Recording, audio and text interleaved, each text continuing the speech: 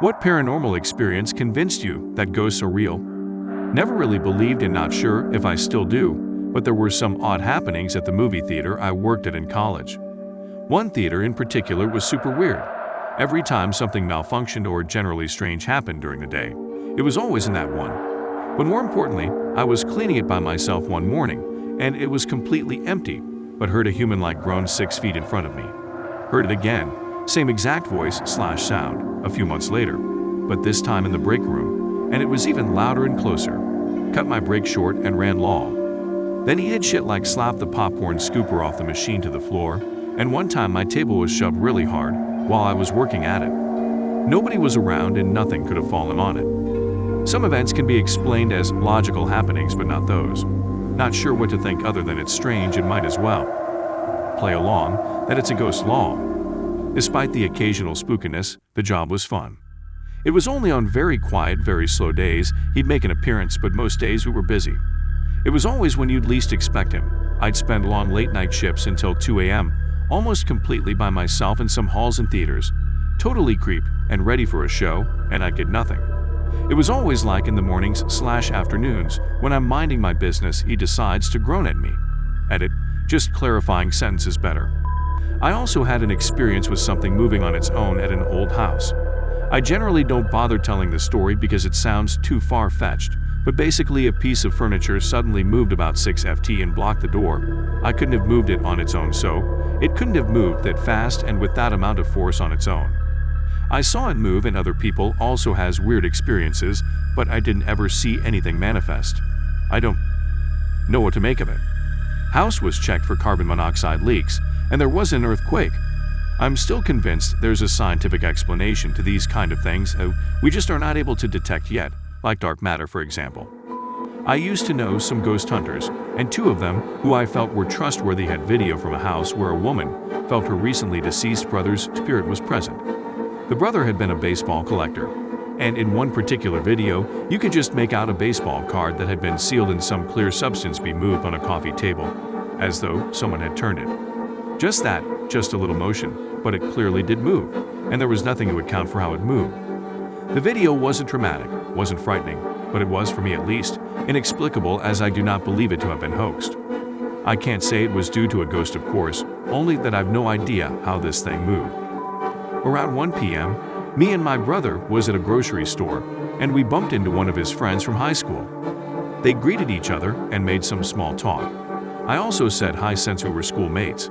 That night, around 8 p.m., my brother received a call that his friend, who was in a coma for 12 HRS, just died. He thought he was receiving a prank call, since we just met the guy 7 HRS earlier. The day my grandpa died, my grandma asked me to stay the night cause she didn't want to be alone. It was a very hard day for everyone, especially her. I didn't have much knowledge of ghosts or paranormal, cause I was 13, and I never got into that stuff until later. I go in the guest bedroom and get ready for bed. As I'm laying down trying to sleep, I get sad thinking about the day we just had and how much I was going to miss him. I said a prayer and ended it with "I love you, Papa. Good night." 1 second later, I hear his distinct voice say good night. I leap out of bed and run into the living room, turn on the lights and TV, and just sat there trying to figure out what just happened. A few hours later, my grandma came out and I told her what happened. She started to cry and sat with me the rest of the night. I was in a minor car accident. T-boned at an intersection. About 100 m before I hit the intersection, I felt a hand on my shoulder and a male tell me to slow down. I was already a few kms under speed limit, doing 55 in 60 zone. I was in the car with my then 3.5-year-old daughter.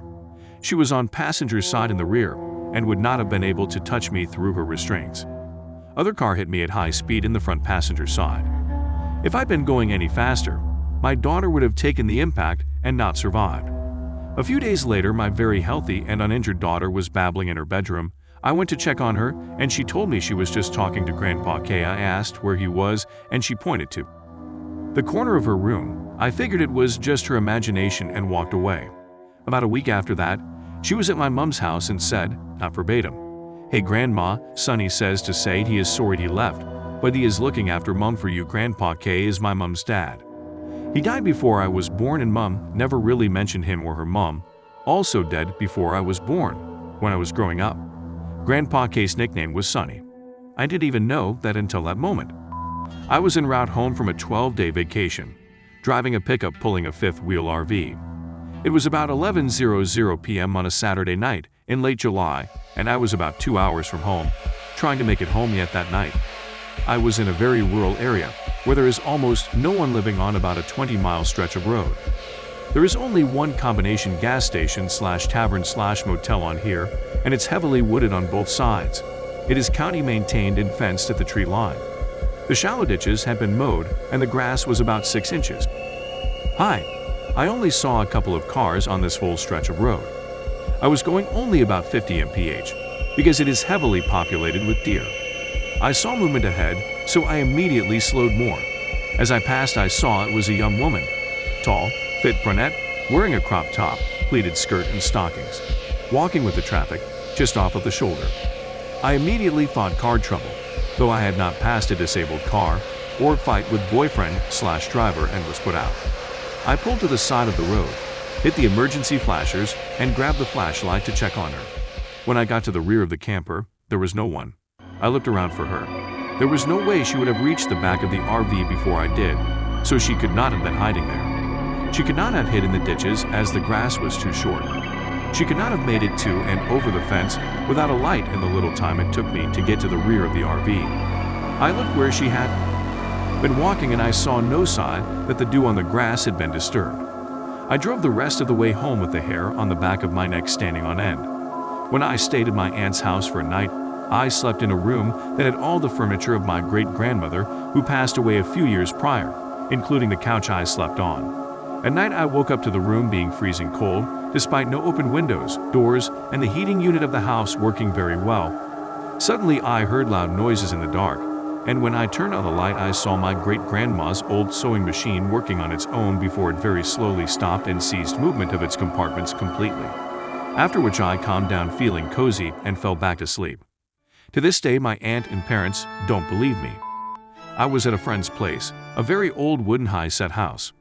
Previous to this, he told me that it was haunted. Drawers would open and close, cupboards would open and slam shut, etc., etc. I called bullshit, as I'd never experienced this myself.